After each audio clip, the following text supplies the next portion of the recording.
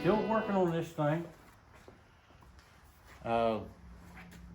This week has been a difficult week to get anything accomplished. Seemed like every time I turned around I had something else I had to go do. But anyhow, as you can look at the bed and see, I got it shortened 7 inches.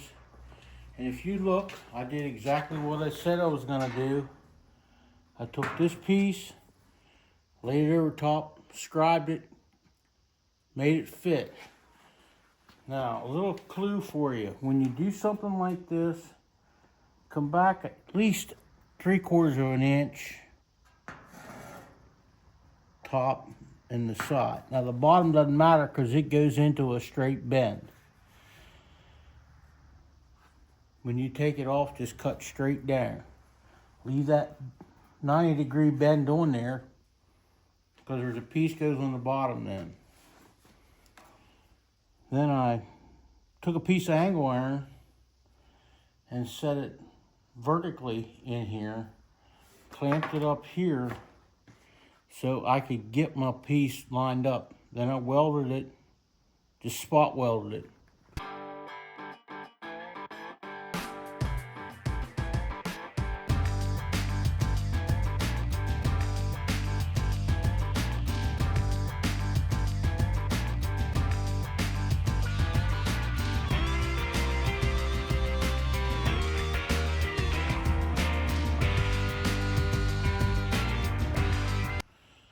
Now, one spot at a time seems like a long, hard way to do it, but it's actually the only way you can weld sheet metal and keep it from twisting and bending and warping all out of shape. Now, I usually take the air gun, I have it with me the whole time. Once I get the tacks a 1/2 inch apart, I will go back and cool it so that I can lay my hand on it. I don't want it to feel any warmer than a car that's been sitting in the sun.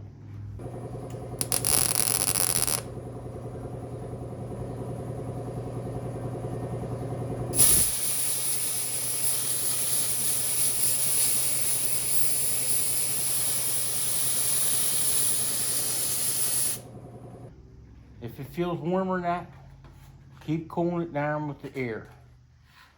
I mean, blow it right on the weld, it's not gonna hurt anything. It's amazing the first time you do it, how you're gonna see the glow instantly go out of the weld, and you can see the metal actually cool if you look at it close enough.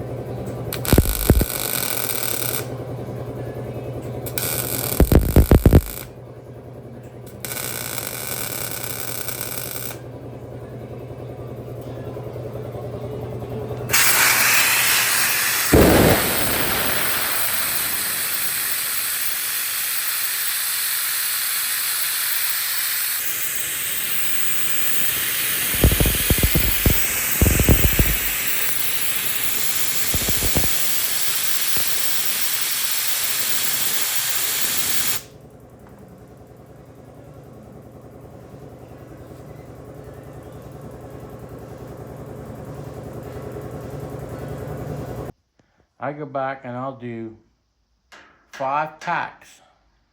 Cool that, go 6 inches, 5 more tacks. And then I'll go 6 inches, 5 more tacks. Now I'm cooling it all the time. Then I'll come back where I stopped, start over again, 5 more until I get the whole panel welded in. Once I do that, a lot of people will grind that right away. I don't do that. I come inside, and since the inside is going to be exposed, and welded the inside first. I did the same process. Once it's all welded up, then I'll grind that section.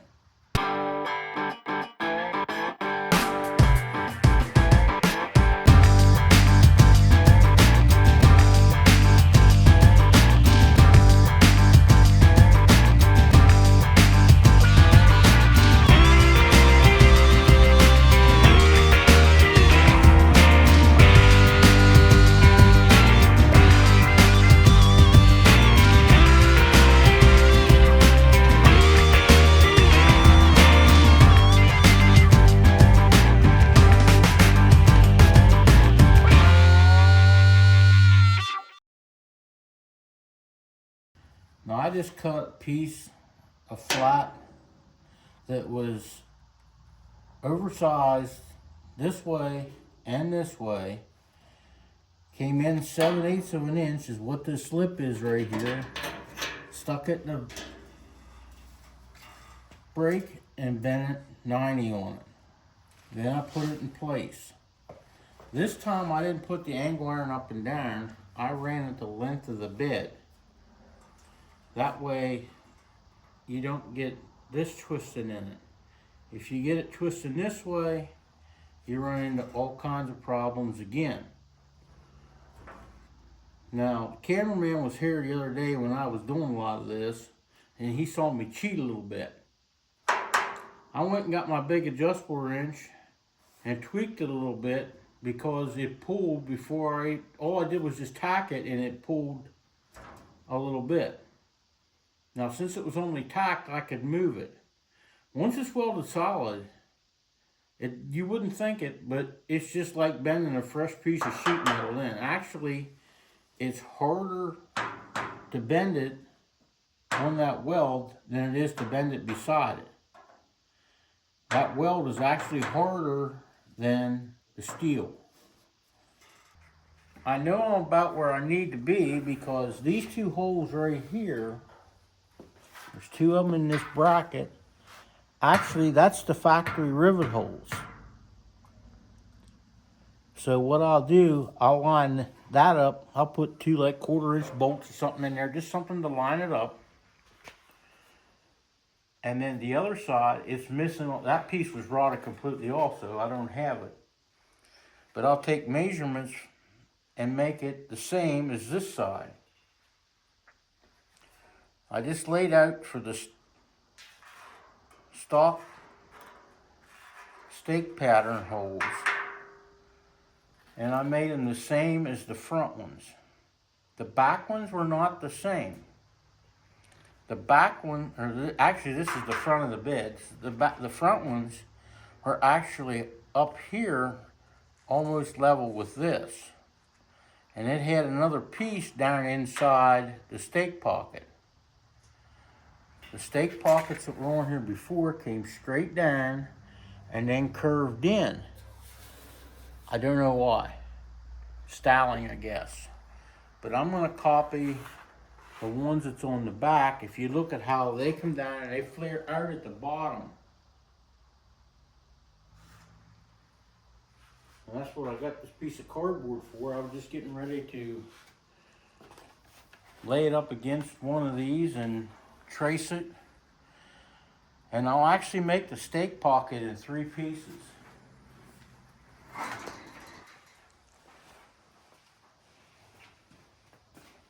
I'll make the 2 sides with this shape in it. And then I'll make a piece that goes in the center. And then I'll weld it on the corners, flip it upside down, weld it on the inside. Now I'm not gonna grind the inside off except for up here, where you can see it. About 1.5 inches, 2 inches up here at the top. That's the only place it'll get ground on the inside. The inside, nobody's ever gonna see it. I'll leave 7/8 of an inch to 1 inch more on this piece than just this flat side. And then I'll take it to the brake and put this flange on there so that it can be put back on. Now I'm not gonna rivet it. For one thing, I don't have the tool to do it. I'm not gonna go buy it. What I'm gonna do is just drill a hole in here, probably 3/8. Not much less than that. And then I'll plug weld them. Stake pockets will be plug welded onto the sides. I don't want to weld up this seam because it distracts from the original look of the bed. Now, once I get frame shortened, 2 stake pockets on, that piece in the front, it was actually riveted in before. I'm going to do the same with it. On that flange, I'll drill, for that length, I'll probably drill 6 plug welds. And I'll clamp it at every plug weld before I weld it to make sure they're tight together. If they're not tight together, the average person's not gonna notice it, but you're gonna know it. Now, a lot of people say, why being so particular for an old truck?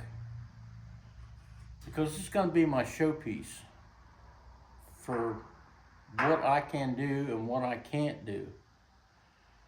I'm not saying I'm an expert at this, but I've been welding metal now for over 50 years. I think I've learned a little bit in that length of time. So if you have any comments, tell me what I'm doing wrong. I'll read them. But then I'm going to do like a lot of people say. I'm going to take what I want and throw away the rest. So you can do the same with anything I tell you. And that's about where we stand with this truck for right now.